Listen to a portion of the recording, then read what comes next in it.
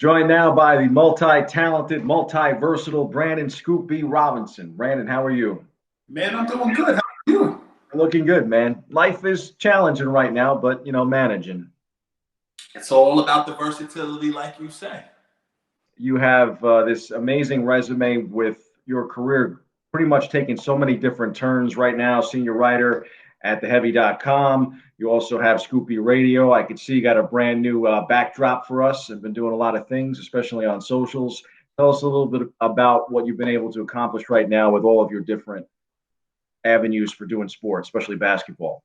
Scoopy Radio has been making it entertaining in the last month. During the pandemic, we've had NBA Hall of Famers Shaquille O'Neal and Isaiah Thomas on the Scoopy Radio podcast.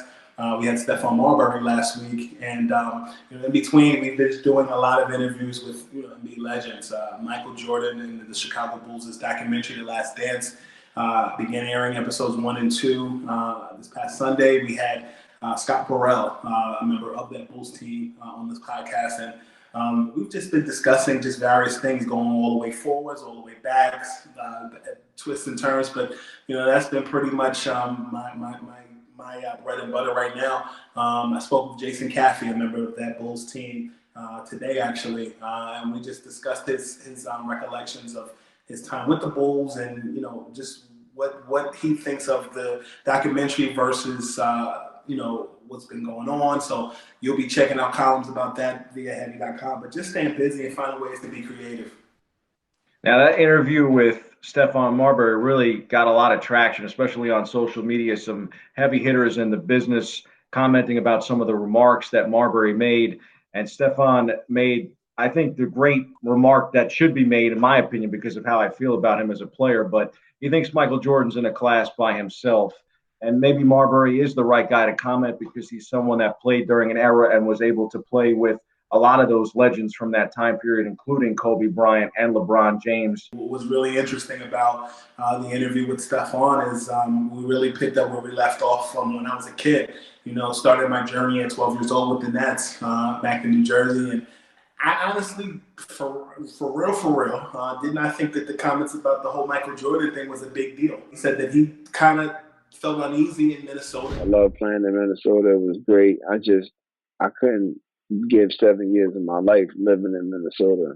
I grew up in New York in a melting pot where it was black, white, Chinese, Puerto Rican, Italian, all different type of races. And when I moved to Minnesota, it was predominantly white. How cold it was like 40 below. You'd wake up and some days it'd be like, oh, if you go outside and if you don't have this and this, you can die. Now I'm older, so I can adjust to anything, right? But it was a different thing at 18, 19, 19 years old. I thought that was the thing was going to move, but the commentary about Jordan and LeBron and Kobe, fits in the stratosphere of the documentary, the Last Dance documentary that's getting ready to start. So, I'm thankful the numbers reflect that on Scoopy Radio for this month, the most listens that we've gotten. Thankful for people, the new listeners, and I'm glad to be on here with you talking hoops. That's wonderful, and congratulations on that. What were your thoughts on The Last Dance? Did you think it was good? I enjoyed it for a myriad of reasons. Number one, most people will say it's their childhood. It's in addition to that, when I started my career. I started my career covering the NBA and during the 1997-98 season. I was 12 years old, hosted a show called Net Slinging Planet with Evan Roberts on WFAN and Albert King, New York City legend, brother of Bernard King. And so the thing that kind of stood out to me was actually the section where they discuss Scottie Pippen's role. When I look at Scottie Pippen's situation, it's like, man, there really is nothing new under the sun. He was shooting with Jerry Krause and, felt as though he did not get paid his just due when he inked that 7-year, $18 million deal with the Bulls. This was actually after their first championship in 1991. You look at guys who grew up in the hood who, had some issues where they wanted job security, had never seen money before. I was with Magic Johnson back in February, and he talked about how he still can't walk past the Nike store because Nike offered him maybe not as much money as the major contracts were being offered now, but they offered him a ton of stock options with Nike. And because he didn't know what stocks were, he signed with Converse. We all know the Converse weapons. Could you imagine the Air Magics? crazy. I know it's been asked a million times. I'm sure you've been asked it a million times as well. But do you think Michael Jordan is the greatest of all time? I fell in love with the game of basketball in 1991. My stepfather's from the west side of Chicago. Literally grew up down the street from the old Chicago Stadium. But to your question, I agree with Stephon Marbury in that Michael Jordan is in a league of his own. With Michael signing with Nike, a retired player recently told me that up until this year, anybody who that were Nike clients and wore Air Jordans on the court, Nike fined them. They just changed the rule this year. Nike was so influential that he had certain guys getting fined for wearing his shoes. If there was no Michael, there'd be no Kobe. If there was no Michael and Kobe, there'd be no LeBron James. So, I think Michael is an influential player and arguably the best player. But Bill Russell still has 10 championships and Michael has 6. I think it's pretty exciting to finally have something to get excited about during this pandemic in terms of watching some fresh content. The Last Dance has been a breath of fresh air.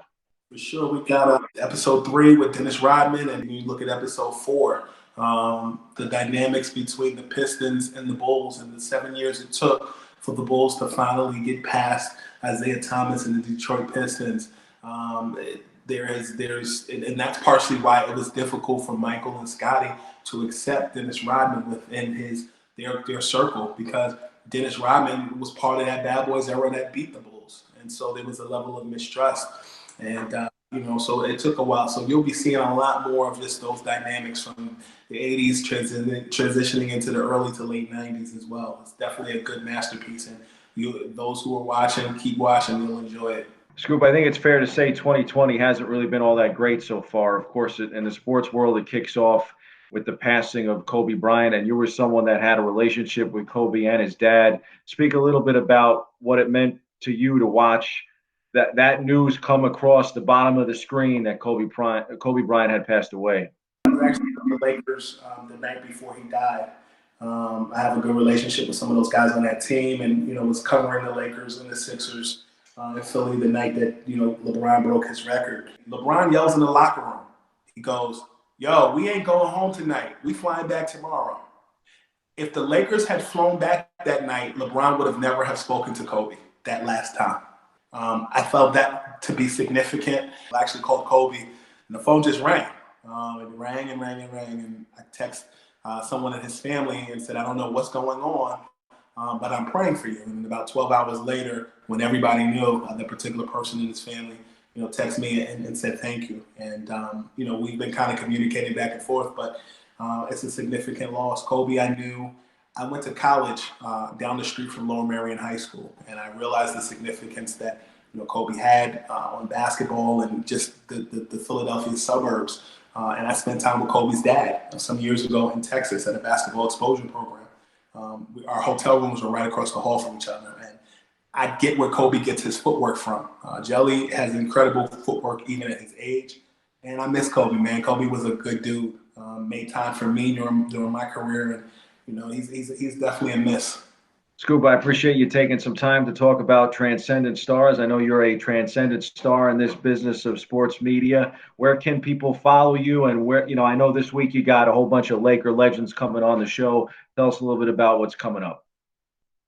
Yeah, so we had Kareem Rush Monday on the Scoopy Radio podcast. We talked about the 2004 NBA Finals between the Pistons and the Lakers. And then we got Lauren Jones, who covers the Los Angeles Lakers, talking about the current day Lakers. And then on Thursday, we have John Celestin, who for an hour, we talk about Shaq and Kobe's feud. That may be hitting some headlines later this week. So please be in tune with that. We also talk about Ron Harper, who left the Bulls and came to the Lakers with Phil Jackson. So a lot of different storylines there. I'm excited. Enjoy The Last Dance, Scoop. Thanks for coming on the show. My brother, thank you for the opportunity. Always cool to catch up with you.